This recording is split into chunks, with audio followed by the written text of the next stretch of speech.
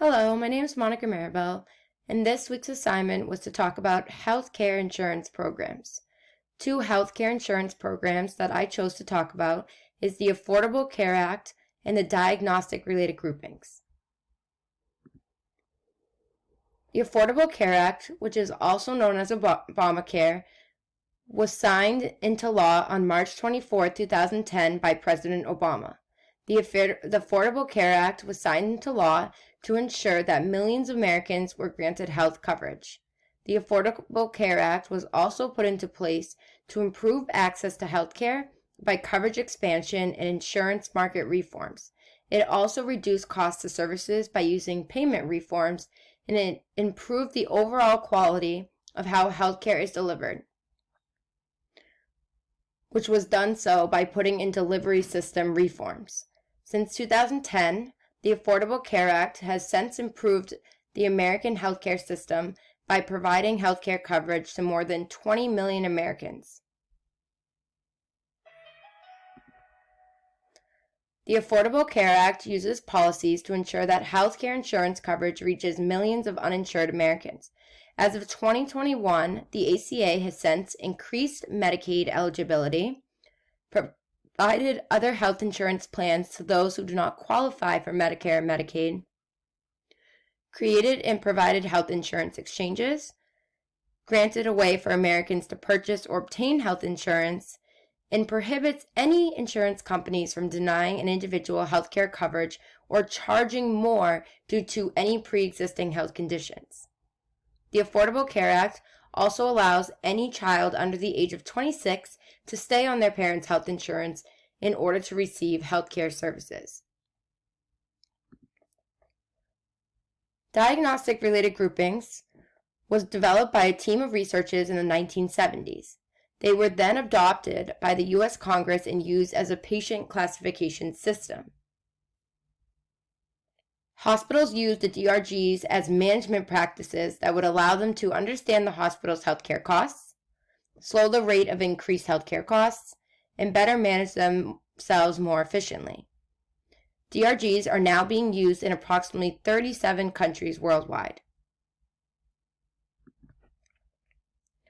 Diagnostic-related groupings is how different health insurance companies and Medicare will calculate and determine how much a patient should pay for their hospital visit. Based on that patient's DRG, Medicare and different private insurers will pay a predetermined amount based on the patient's diagnosis instead of directly giving money to the hospital. This will in turn encourage the hospital to reduce healthcare costs.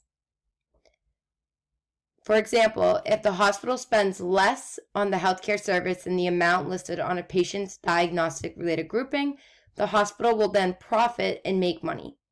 If the hospital spends more on a patient's healthcare service than the amount on the diagnostic-related grouping, the hospital will not make any money.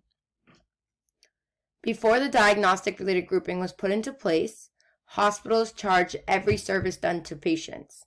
Some examples of that is that they used to charge for Band-Aids, X-rays, and even alcohol swabs, which could cause healthcare to be very costly. The DRG system now encourages the healthcare organization to be more efficient with patient care practices in order to control the cost of healthcare and keep the costs at a reasonable rate.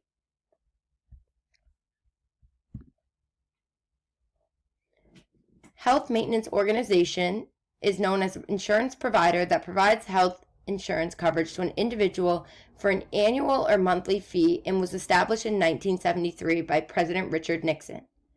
An HMO is known as an organized public or private entity.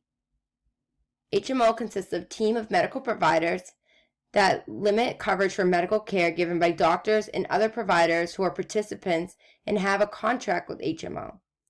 Contracts make it possible for lower premiums since patients are directed to doctors on HMO. HMO requires each patient to have one primary care physician. Physicians, clinical facilities, and specialists that have a contract with HMO are paid based on a fee that is agreed upon for services to the HMO subscribers.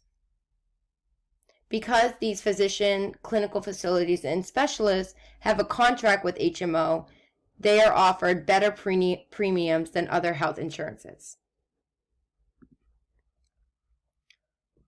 Although HMO is used to decrease healthcare costs and provide better quality of care within the U.S. healthcare system remains the most expensive of any healthcare system worldwide.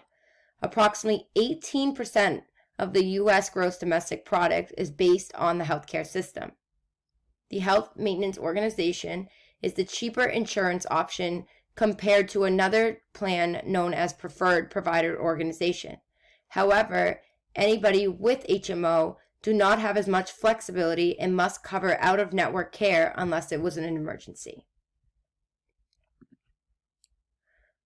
A preferred provider organization is a managed healthcare system that has been agreed upon by medical professionals and private health insurance companies. Preferred provider organizations offer great accessibility to doctors and services and allows an individual to choose their health provider in or out of network. If the individual chooses their healthcare provider within the network, individuals will have limited out-of-pocket expenses. If the individual chooses it out of the network, individuals should expect a higher out-of-pocket expense. PPO plans charge higher premiums because they include the cost of administrating and managing the plan.